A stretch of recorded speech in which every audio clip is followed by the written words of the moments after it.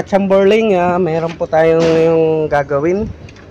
Dalawang makina sa speedboat. So ito, goods po to, nakakapag-start to.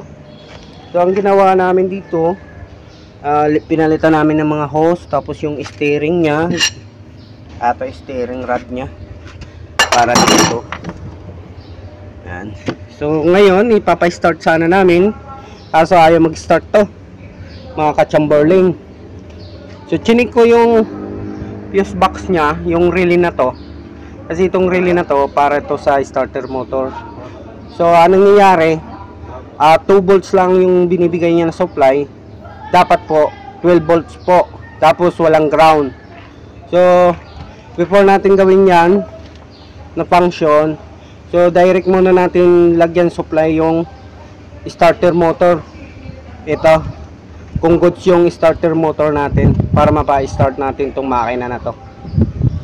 So yun, umpisa na natin para mas mabilis, mga ka-chamberling. Ito po yung gagamitin natin i-jumper na wire, so babalatan natin dolo-dolo. So yun ang gagawin natin. Itong gagawa nating jumper guys, itong sa may solenoid na wire. Ito ang mali ito, yan. So sisingitan natin yung wire. Pagkasingit natin, ilalagay natin sa socket ng solenoid. Tapos ang dulo ng wire, i-spark natin dito para mag-start. Chamberling, ano lang muna, yung starter motor muna ang pagaganahin, tapos pa-starter natin ang makina.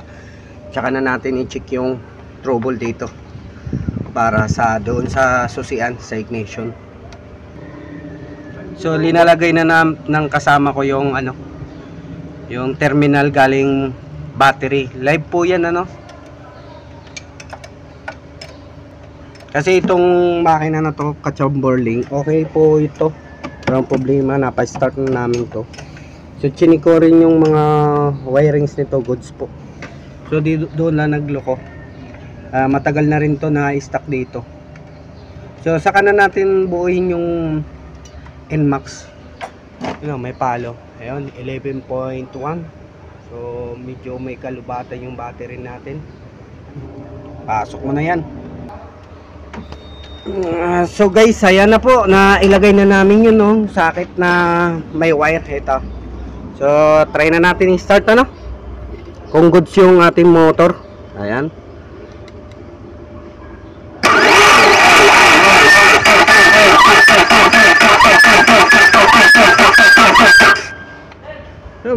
Parang may aso na umiiyak, may umumol. May umumol. So yun, goods po ang ating starter motor guys. So mahina lang yung battery.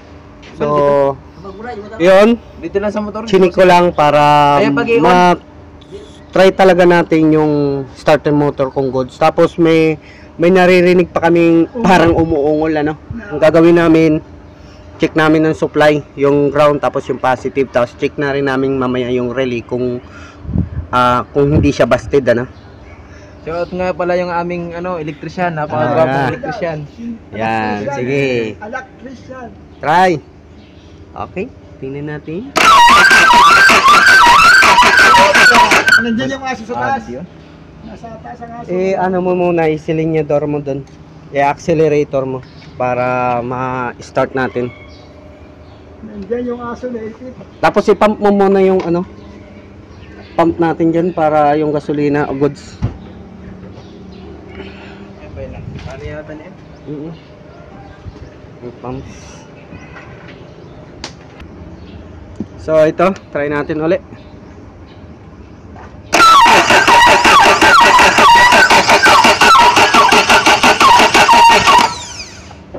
I-accelerator mo dun. Ayaw naman, maluluno din na siya. Di mo lang pag-ipol, pakanamon mo lang. So mga ka-chamberling, so andito, follow up ko na kayo sa ginawa namin dito. So napagana na namin yung starter, dahil sa nung chinik namin dati, hindi ko na pinakita yung pinaka trouble nya, napakahirap. So mga ka-chamberling, so lahat chinik namin, yung supply galing sa susian papuntang ECU. So wala pa rin nangyari. So nagpalit kami ng mga pyesa dito sa isang makina, wala pa rin. So ito, na-check namin yung related sa starter, yung pinaka anong pangalan nito. Mga ka-chamberling, PM nyo na lang kung anong pangalan nito. Ang nangyari, yung kable niya hindi bumalik. Kaya naka-open yung ating sensor ito. Kaya walang pumapasok na supply papuntang relay. So pinalitan ko. So ang kabila, trinay ko dito, gumana naman. So nakita ko naka-open lang to.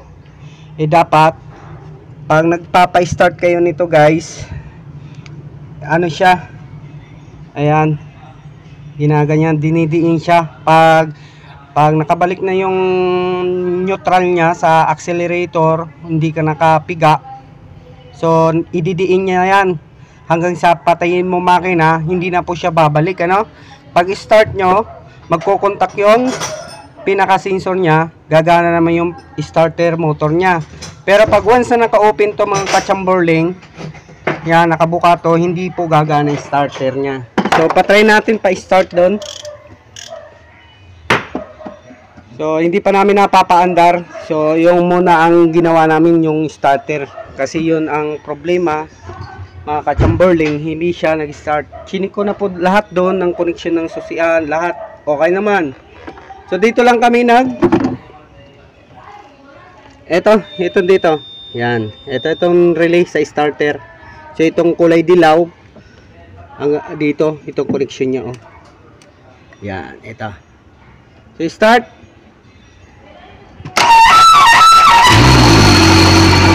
Oh, patay. So goods. Yan na, umandar na siya. Yan. So yun, ibabalik na namin yung mga binaklas namin dito. So yun, napaka-basic lang ng problema kung totoosin. Yung kable lang niya, no, yung accelerator cable lang. Pero dahil nga sa ginamitan natin ng pa-chamberling to guys, nakuha natin. Ipapakita ko sa inyo ang pang cities ito, kasi dagat eh.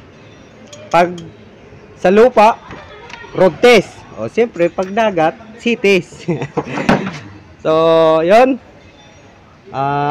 i-share nyo naman ang videos na to para kung ano, makakuha ng idea ng mga kaibigan natin.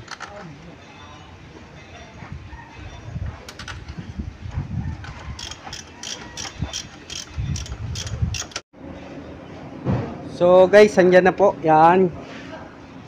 Symbol na namin yung speedboat namin na ginawa. So yun, maraming salamat sa pagsusuporta sa aking channel at sa FB page.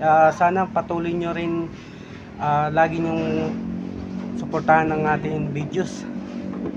So salamat sa Panginoon kasi binigyan pa rin tayo ng idea kung paano natin papaganahin itong makina na to.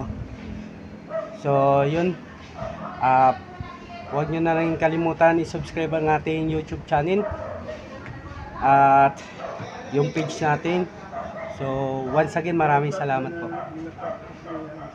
Thank you. Hello mga ka-chamberling.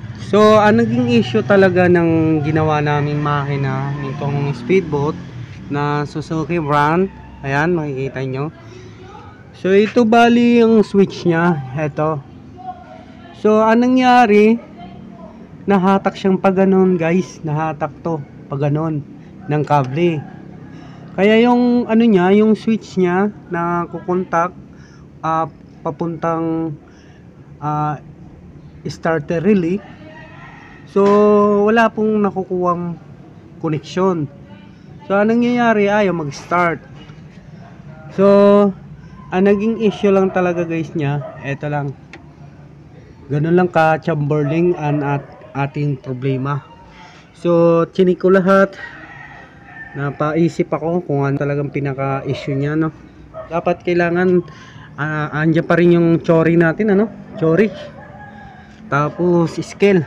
Talagang di tayo susuko para mahanap natin yung pinakasira. So once again, maraming salamat po.